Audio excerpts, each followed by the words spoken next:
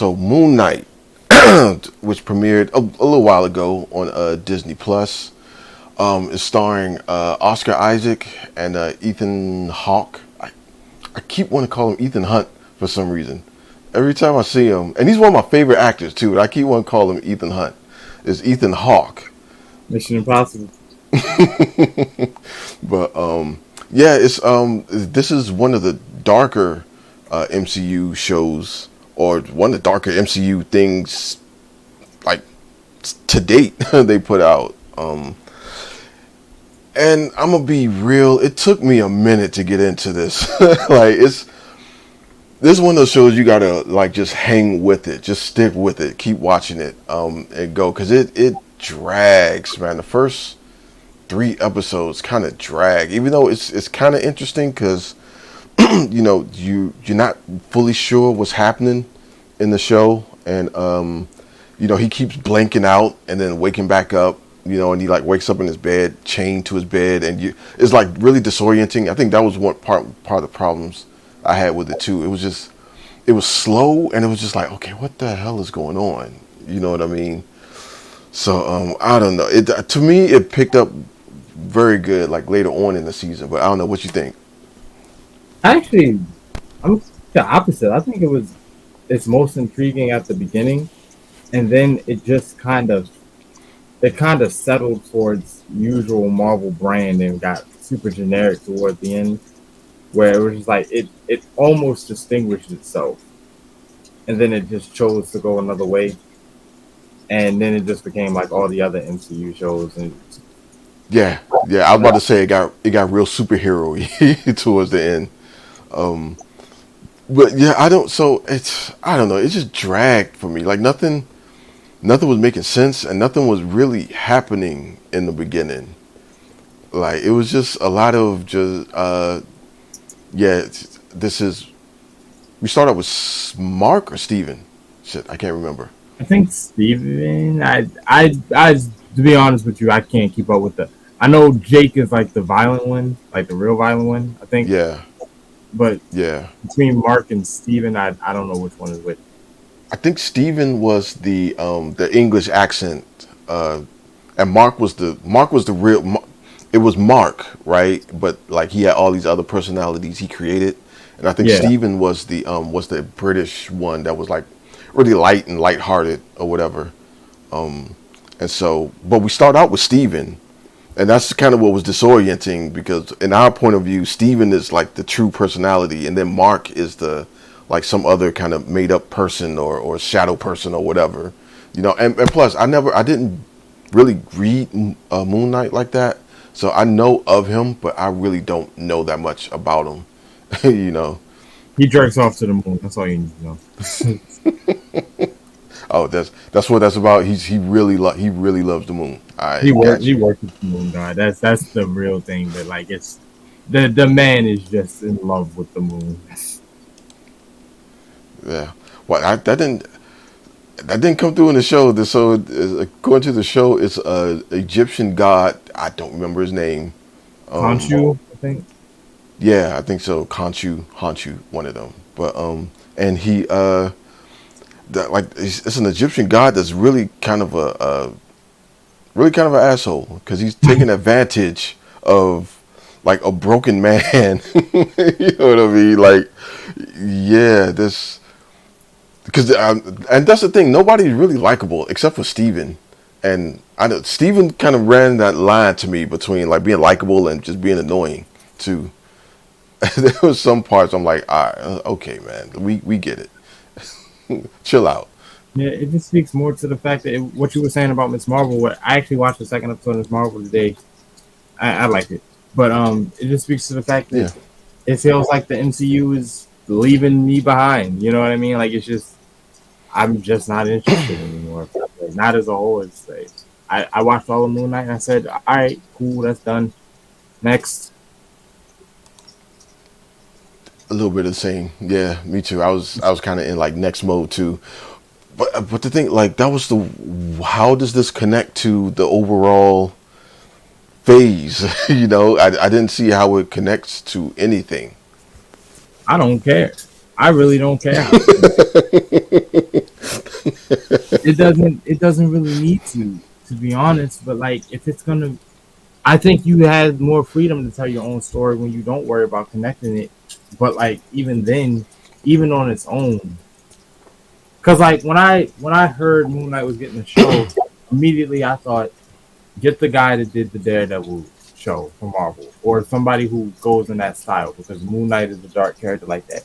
And they tried. I can't say they didn't try, but like, it just wasn't connecting with me, man. It just felt like Daredevil light. It was like, this is our attempt to be dark and gritty, but we still got to keep it clean for the kids. So like, it Yeah, was just like, okay, I mean, this is almost something. yeah. It did feel like it was running into like constraints.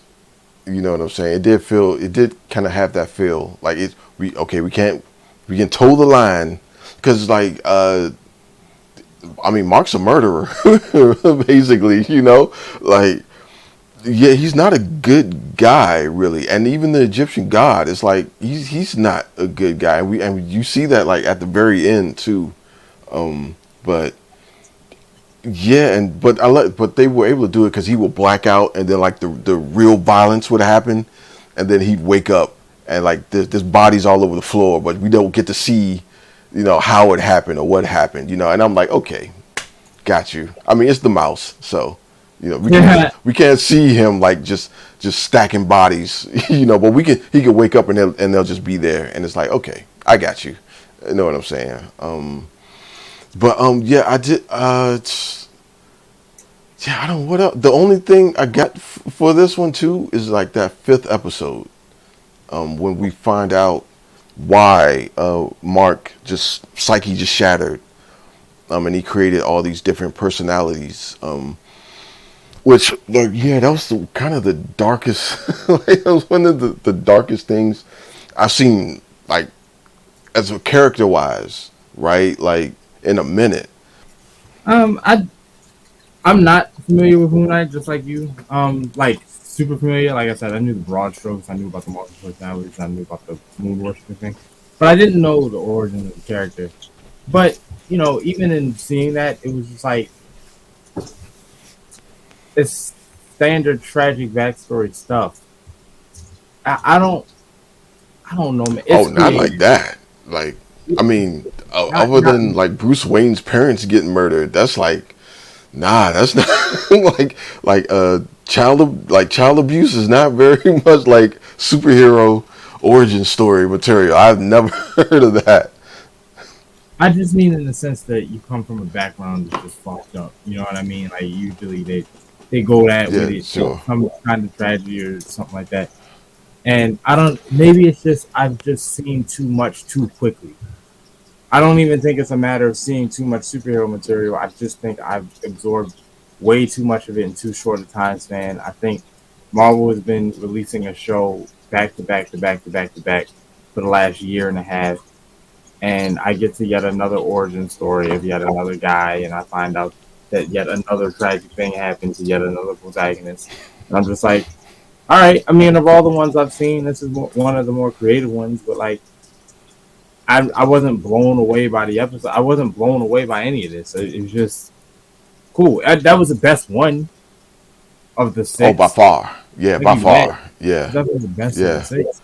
You can see the Um, plot they put into it. You can definitely tell that they did their thing with it. But like, I mean, it was the best episode, and it was like I liked it because we saw exactly what was going on. It actually explained stuff to us, and there was a sort of Black Panther connection, when the hippo thing in the afterworld was talking about the ancestral plane and all that. But yeah, everybody's truth is true. I don't like that. I'll be honest. But well, fine. it was a cool little nod. I think it was a cool little nod. I don't know because I mean Egypt's in Africa. They got the connection going there. So okay, I'll take it. I'll take any like kind of African connection or mythology. I'll take it because there's like none in like main media. It's like none of that. How does it work for you, buddy? It was cool. It was cool to finally, I guess, see him in action after knowing of him for like all these years. But I Yeah, mean, sometimes you just got to be like I. The one thing that the MCU has to its advantage of all this content that I do appreciate, even if in execution it leaves something to be desired. I do appreciate that the lesser knowns are finally getting their time in the spotlight. Like it is cool to say the Moon Knight show. Despite my grievances, it's cool to say that. It's cool to say the Miss Marvel show. It's cool to say the Loki show. Even though I hate that concept from ground up. The Falcon and Winter Soldier show. The She Hulk show that we're about to get. It's just nice to I be able to forgot all say about that. that. Yeah, Jeez. for real. Um, it's just nice to say that all that is whatever. And but outside of the novelty of having it, yeah, I would have preferred more. I can give it a score, man. I would Moon Knight.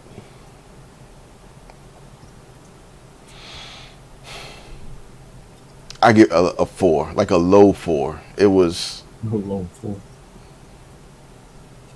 I I give it a four. I want to say three. Fine. By the end of it, it turned into like a regular superhero-y type of thing, and so yeah, okay, it was cool. 3. Three. Yeah, Yeah, I'm just about right there with you, but I think I liked it. I liked it a little bit more. I think there is a little MCU fatigue setting in, ladies and bro. gentlemen, he finally admitted it.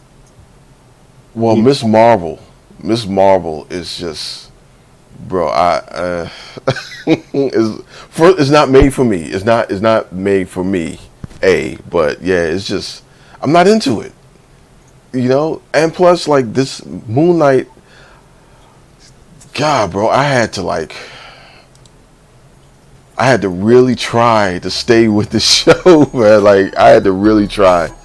Thankfully, it picked up, and to me, it got better. Like in the later, like by episode 4, it was just kind of like, okay, I think I'm here. But that one, yes, I wouldn't recommend this one to like anybody myself.